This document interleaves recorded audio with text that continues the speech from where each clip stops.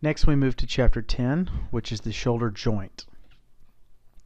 The shoulder joint is a ball and socket joint and comprises of the humeral head articulating with the glenoid fossa of the scapula. The shoulder joint has movement in all three planes around all three axes. It's the most movable joint in the body, but it's also one of the least stable. As we said in the last chapter, in chapter 9, which covered the shoulder girdle, we talked about how there was very little ligamentous support around this joint, which alludes to its most mobility, but also, again, provides less stability, which is why it is often injured. Just to recap, here are some of the scapular landmarks that you need to be familiar with, and the different various muscle attachments, or why they are important to know. Here are some more scapular landmarks that you need to be aware of,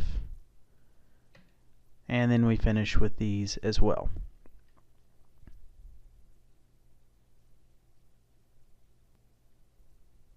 For more in depth of the scapular landmarks, please go back to chapter 9 and read about those as well. The glenoid labrum is a fibrous tissue surrounding the glenoid fossa. The primary purpose of the labrum here is to deepen the articular cavity. This is where the head of the humerus sits into the joint.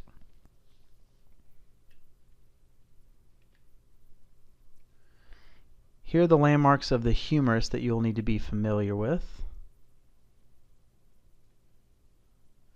Make sure to pay attention to the different view that you are looking at on this picture. The left side is a posterior view, and then the right one is an anterior view.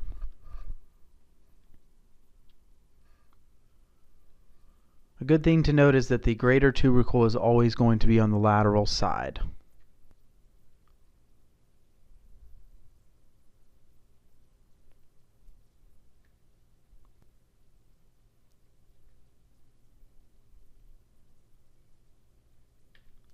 Next we have the joint motions.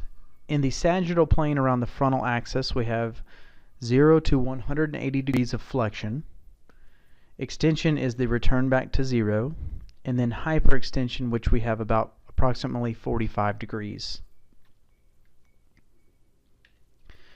Next we have around the frontal plane around the sagittal axis, we have 180 degrees available abduction. However, the humerus must be in external rotation for this to occur. And then we have adduction, which is the return back from abduction.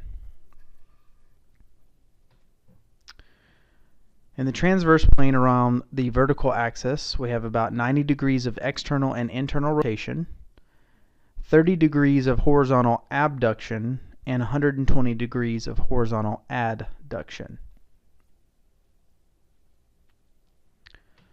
One new one that most people have not heard of is what's called scaption. This is coming through the scapular plane, which is about 30 degrees forward of the frontal plane. You can see it located here on the bottom right of the pictures here.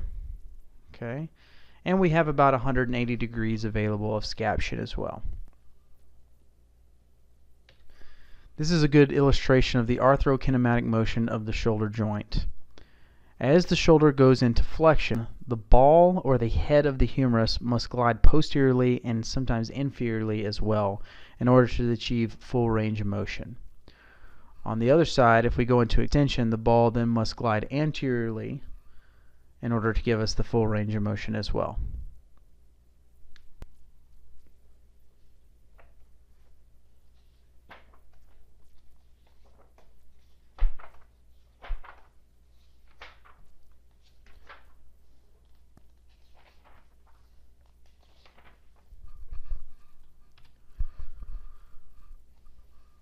Next, we're going to talk about the joint capsule. It is thin-walled and a spacious container for the shoulder or glenohumeral joint.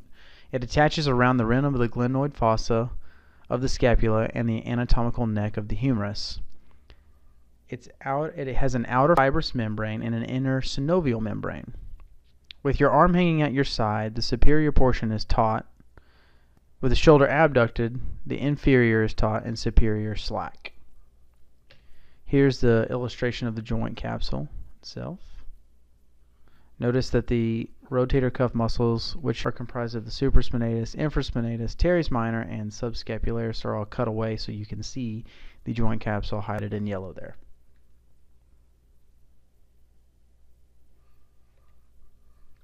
So a little review of the ligaments here around the glenohumeral joint. The coracohumeral ligament attaches the lateral side of the coracoid process and the medial side of the greater tubercle, and it strengthens the upper part of the joint capsule.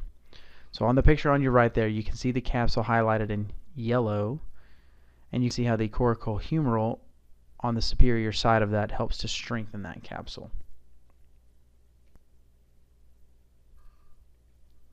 The glenohumeral ligaments, kind of sandwiched in between the joint capsule, the highlighted joint capsule there, are not super well defined, but they help to reinforce the anterior portion of the capsule. You do have three different components to it: a superior, middle, and inferior glenohumeral ligament, and they look more like actual pleated folds of the capsule.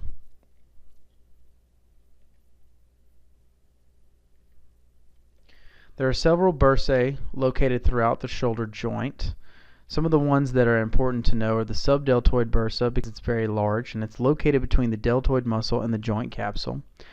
And then the subacromial bursa. It lies below the acromion and coracoacromial ligament between them and the joint capsule.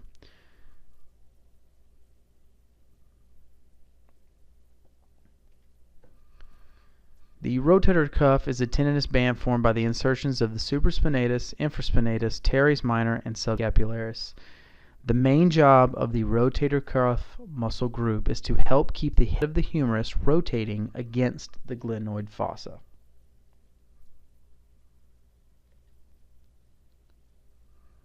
Here's a lateral view of the shoulder and all the different landmarks and ligaments that you will need to be known and you'll be tested over.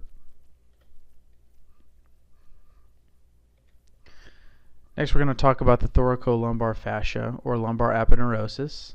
It is a superficial fiber sheet attaching to the spinous processes of the lower thoracic and lumbar vertebrae. It includes the supraspinal ligament and posterior part of the iliac crest. This helps to cover the sacrospinalis muscle and provides a broad attachment for the latissimus dorsi. Because of its attachment to the latissimus dorsi, and with the latissimus dorsi providing shoulder extension, if this fascia becomes tight, it can limit shoulder movement in a lot of different planes.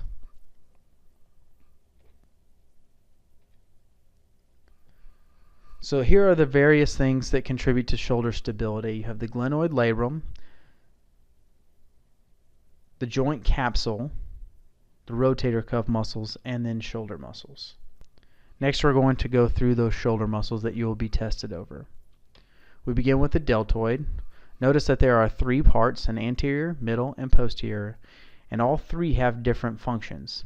Combined, they all do shoulder abduction. If the anterior portion works more, you get flexion, medial rotation, horizontal abduction.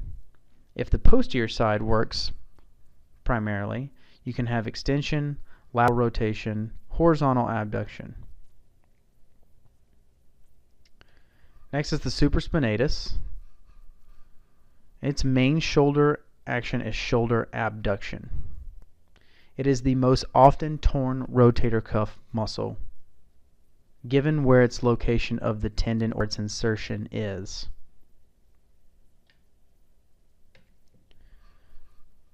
Pectoralis major has a clavicular portion and a sternal portion.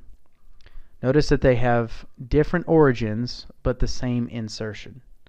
They also have different actions. The clavicular portion does shoulder flexion to about 60 degrees, and the sternal portion does shoulder extension from the first 60 degrees, first 60 degrees from 180 degrees down to 120 degrees.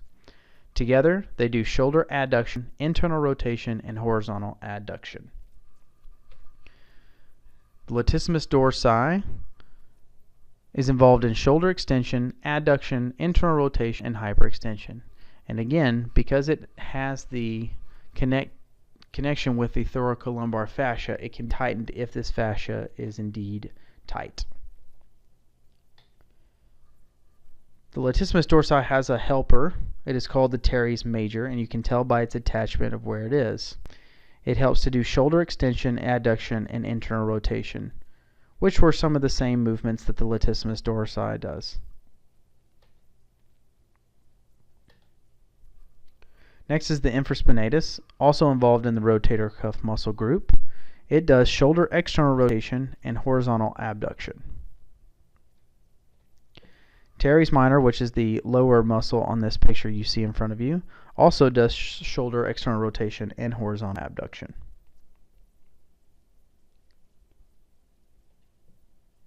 The long head of the triceps is mentioned here because it separates the teres major and the teres minor at the axilla or the armpit. That way you can easily see how it can be divided there. Moving to the anterior portion of the scapula, next we have what's called the subscapularis, and it is the last of the four that makes up the rotator cuff. Its only job is to do shoulder internal rotation. So if we take a superior view of the rotator cuff, we can use the acronym SITS, standing for supraspinatus, infraspinatus, teres minor, and subscapularis. They are all in a line, as you can see here. Finally, we talk about the coracobrachialis here. Its primary function is just to stabilize the shoulder. It is not a big muscle that does a prime movement in any direction here.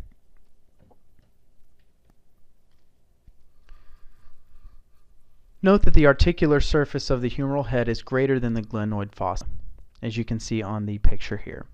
If the humeral head just rotated, it would run out of space before full abduction occurred. This would also cause impingement of the supraspinatus due to the overwhelming force of the deltoid muscles. Instead, we use the arthrokinematic motions to keep the head of the humerus articulating with the glenoid fossa. As abduction occurs, the head rolls superiorly and glides inferiorly, and this is accomplished by the rotator cuff muscles, as you can see on the picture on your slide. Here is a very helpful table for the prime movers of the shoulder joint, as well as a summarization of the innervation of muscles of the shoulder joint.